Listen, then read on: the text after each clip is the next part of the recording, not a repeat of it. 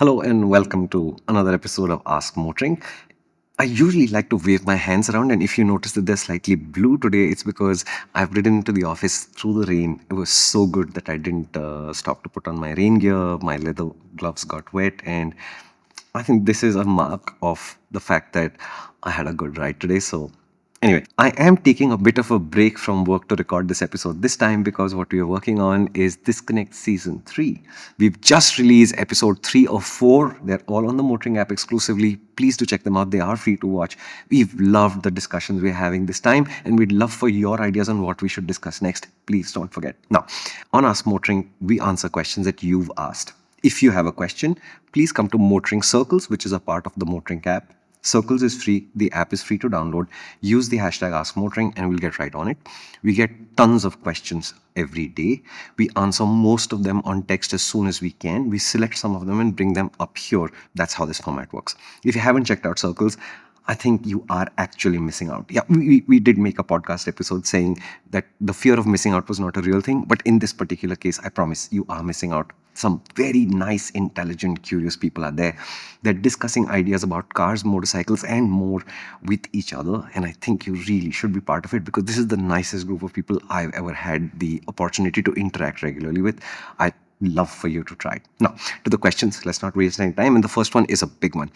This is from Subit13, SUBIT13, and he's saying, how do you plan your first Leh Ladakh trip? First, we should stop calling it the Leh Ladakh trip because Leh is the capital of Ladakh and the actual name of the place is just Ladakh. So, how do you plan your first Ladakh trip is a huge subject. And the easiest way I can break this down is think about exactly three things. The first is altitude.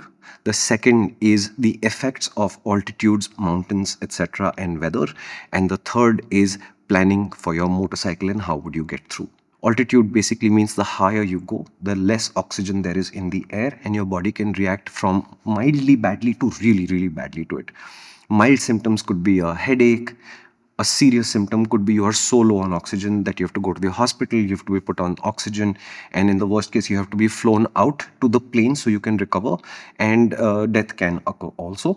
You will want to look up how altitude sickness works. It's called acute mountain sickness, AMS. You want to look up how AMS works, what precautions are there. You'll be surprised at how easy the precautions seem at first glance, which is don't overexert yourself, drink enormous amounts of water. It's not a complicated thing, but it is easy to forget that you have to keep doing it over and over and over again, at least for the first 3 or 4 days, while your body transitions from the idea of whatever oxygen level it is used to what that high altitude gives you.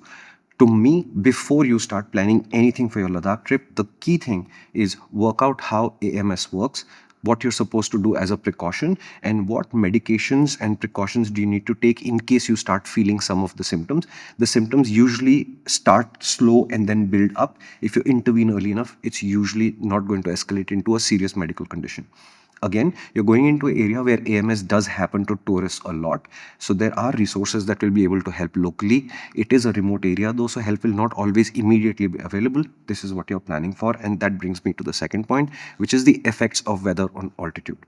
Because you're in the mountains, you can get a global forecast that will say sunny, but there will be local areas where it may not be sunny, it may be raining, and worse, because it's raining, there could be a landslide, which means keep a little bit of flexibility in your plans. You can go to, let's say, Karnataka or Kerala and say that this is going to be an 11-day trip and here is my exact itinerary. If I were riding in Ladakh for 11 days, I would probably plan a 7 or an 8-day itinerary for two reasons. One, you're going to need rest days to recover from the exertion because you're not riding in the plains, you're riding really high up. And two, if there is an incident in front of you, there's a landslide or whatever, you have a little bit of leeway in hand to accommodate the delays that will come from it. Number three, beyond this is the question of the motorcycle, and you hear a lot of advice about off-road tires and this, that, and the other. Ladakh is increasingly a tarmac area, and the exception to that is when there is local weather which causes a stream to break tarmac or something, there will be small stretches of off-roading. If I were riding a motorcycle up into the Ladakh area today, I would do nothing more than regular service. I would make sure all the fluids are fresh. I would make sure the tires are fresh. I would make sure the brake pads are fresh. And I would make sure that my luggage is well mounted, secure, stays in one place on the bike and doesn't shift around as you go over bad roads especially. And if possible, it's waterproof. That's all I would do. What will benefit you on that front is only one thing. Pack light, pack compact. Do not take everything because you think you're going to need it. Be intelligent about it and make the bike as light as possible. Huge asset. Off-road tires, not that important anymore. Used to be 10 years ago, not anymore. Fury of the West says they are planning to buy a motorcycle, which is an adventure style motorcycle. Should I buy a cheap, effective light or should I invest in a really expensive light?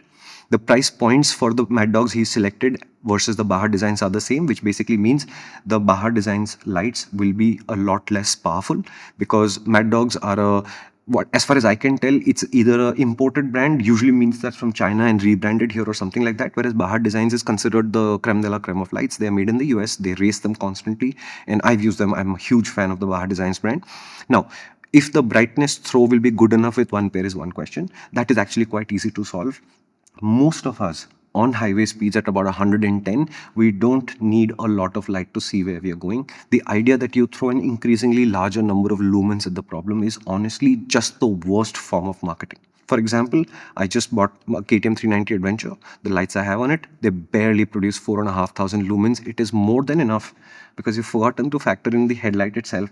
On the KTM Adventure, it's a good headlight. If you were riding I don't know, a Hunter or a Speed T4 or something, which have much worse headlights, you might need more light. But do you need like 300,000 lumens to see where you're going? Absolutely not. Please do not do this. It is just offensive and it is an utter and total waste of money. This is one of the things that the BMW GS has taught us. Put more lights, put more lights, put more lights. It's a BS idea. Please do not do this to yourself. As to the brands, what I would like you to think about, and we all have our own perspective on this, is would you like to buy something ineffective and cheap that will eventually break and you'll have to replace? There is joy in this because you keep coming back to the market and buying new stuff, and there is excitement there that I cannot disregard. Or are you one of those people who say, no, I will buy expensive, I will buy effective, it will last a really long time and it will pay me back over time? I find that Bahar Designs lights are like that. I've had lights that have outlasted my motorcycles, which means I bought it, I put it on this motorcycle, I rode it, I don't know, 50,000 kilometers, got bored of this motorcycle. As I was selling it, I removed these lights from this bike, put it on the next bike, then used it on that bike. And those bikes are now long gone from my garage, but those lights are still there on some other motorcycles, still working. In many cases, my own. In many cases, some of my friends are still using the lights that I originally purchased. We all have our perspective on this, and to me, there is no right or wrong answer. If you ask me personally, as Shumi the motorcyclist, I usually prefer to buy expensive stuff, having done a lot of research, buy reliable things, and make them last a really long time and extract a lot of value for them. This is personal. Please do tell me what you think. Is the right approach for you? Do you prefer to buy cheap and again, or do you prefer to buy expensive once and done? We all have our perspective. We have to find a median point, but it is an interesting thing to think about. So, to answer Fury of the West specific questions, I would get a pair of Bahas. They're higher quality lights. You will probably be able to save money if the cost of the Mad Dogs and Bahas you've selected is the same. Go down the Baha ladder. I don't think you need a very, very large light on this motorcycle. Your motorcycle already has a powerful headlight. It doesn't need much help. There are two questions. I'll take one of them because they both circle the same topic. This is from Arun Pramod. And Arun Pramod is saying he's shifting to Mysuru for 2 years from Mumbai. He's planning to take his motorcycle down. It has a Maharashtra number plate. Should he convert it to a Karnataka number plate for commuting and occasional riding or not? One. Two, similar question where somebody wants to travel the country and they're wondering if they should register their motorcycle in their state, which is Maharashtra, or it is better to have a BH registration because they're going to be traveling. First, the BH registration has nothing to do with travel. The BH registration says you are a person who work in an organization that has so many offices in multiple parts of the country. This is a legal document which has, I think, 3 offices or 4 offices in states are required. Therefore, you having a registration belonging to a particular state is an inconvenience to you. And therefore, you have the Bharat registration. You pay road tax for a smaller duration for the first, I think, 4 years after you have to select one of the states and convert it to a regular registration. And it's the fact that your job is transferable and movable where state registrations are inconvenient to you, so you have the BH plate. So first, if you're traveling on your motorcycle, there is no specific state registration that is going to be an advantage or a hindrance. The BH plate is for people who have jobs that make them travel, not for travelers per se. So in your case, if I live in Maharashtra and I wanted to travel, I'd just travel. When you do move states, most states will give you about 30 days to transfer the registration over. You can do this in two ways. One is to transfer the registration over. There are some people who prefer to keep their home state's number plate but pay the road tax, which makes you legal, which means when the police stops you and say, you're in Karnataka but you have an MH plate, you say, yeah, but I have paid Karnataka tax, and that makes your bike legal to use there. What you can do is write for 30 days on your original registration, absolutely no issue. And Arun Pramod is asking, could he get away by telling the police that he's a traveler? In theory, yes, but in practice, the police are smart enough to say, okay, show us a fuel bill or something, or a toll or some receipt that says you were out of the state less than 30 days ago. If you do have one of those documents, this argument might work. If you don't have one of those documents, this argument will usually fail. But this is a friction point. You will be there arguing with the police for a long time. So please consider your options very carefully. This is a good question. This is DJ 101. They want to know what are the different riding positions on motorcycles and which one suits whom, and is there a correct way to sit on different types of machines. It's a very interesting question, and there is a very large nuanced answer that is available.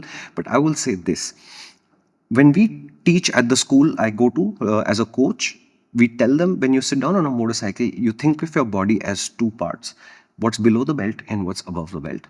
What's below the belt is primarily being used only and only to hold on to the motorcycle. And if you do that right, then the part above the belt is free to more or less only and only control the motorcycle. And the best riders don't mix what is happening above the belt and below the belt in terms of control and holding on to the motorcycle. What that translates to in most formats is you will use as much of your legs from your toes all the way up to your hips to hold on to the motorcycle as tightly as possible. In a seated position, this will be pressure from your ankle onto the bike. That's what a heel plate is for. If there are motorcycles where the calf muscle is touching the motorcycle, please do use as a contact point. Your weight on the seat is a contact point. The inside of your thigh is a contact point. Your knees are a contact point, and these should all be actively engaged in holding on to the motorcycle. If you do this naturally, it will also engage your core a little bit, and that's why they say good motorcyclists generally have strong cores. Or conversely, if you want to be a good motorcyclist, you should be using exercises to make your core a little bit stronger. It really, really does help. And if you can achieve this riding position, then you will usually find that there is no strain on your shoulders, there's no strain on your forearms, your upper body is very relaxed. And when it is relaxed, then you can control the motorcycle better. If you want to try a very simple example of this, take a pen and write something on a piece of paper. I love motoring, for example. Just write I love motoring on a piece of paper. And then hold the pen really, really firmly, like really put force into it, and write I love motoring again. You'll discover that there is a dramatic difference in your handwriting, because you cannot modulate the movement of the pen as easily if you're really holding the pen tightly.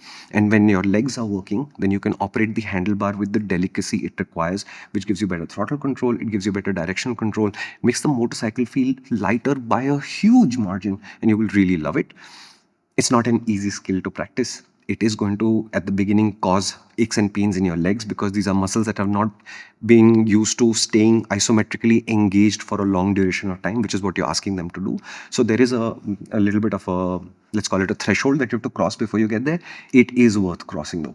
But to me, whether you're sitting, whether you're standing, cruiser, etc., roughly to me, above the belt control, below the belt, hold on to the motorcycle, and you will do just fine. Simple question. It's from Dan the Man, who says, after how many and what kind of falls or incidents should you retire a helmet? To me, the baseline that I draw with helmets, and it doesn't matter what brand the helmet is or how expensive it is, etc., is if I suspect that the helmet may not do its job in a crash next, that helmet must be retired, and I draw that bar really early. So a really minor scrape on a helmet for me is enough to say, that's it, this helmet is done, it has done its job, now I need a new one. It doesn't matter how expensive the helmet is, that helmet must be replaced. The exception that I have learned to make from this, because now there is enough data from manufacturers and others to say, the harmless incident is a helmet falling off a motorcycle seat onto the ground. Well, the data seems to suggest that the shells are usually strong enough not to take serious long-term damage from it. The presumption is there was nothing inside the helmet which could, in the drop, have crushed parts of the EPS liner. That's the thermocol that's inside the helmet that does the job of absorbing your impact and lowering the G forces you feel. So if your helmet was empty, it was kept on the seat of the bike, which was a terrible idea, honestly, in the first place. But let's say that that happened and the helmet fell down on the ground. To me, that is not an automatic requirement to replace the helmet, unless you can visually see that the shell is damaged in quite a bad way. So what I mean is, helmet fell, landed, you pick it up, minor scratch, we should be okay if the helmet was empty. But if it fell and then it bounced and then it rolled off a hillside and came to a stop 20 feet later, yeah, okay, it's not taken one impact, it's taken many impacts, that helmet might need to be retired. But my rule for helmets is very clear. If my helmet takes any impact with my head in it, no matter how minor it is, to me it is done. I'll give you an example of this. I fell off a motorcycle, and at the very last minute before I stopped moving post crash, etc., the edge of the vent of my helmet's chin touched the ground. And my first reaction was, oh God, this helmet is done. Fortunately, I met the manufacturer's representatives at a motor show about 4 days later, and I told them that this was happening and I had to buy a new helmet, and oh, what a disaster, money. They said, can you just show us the picture first?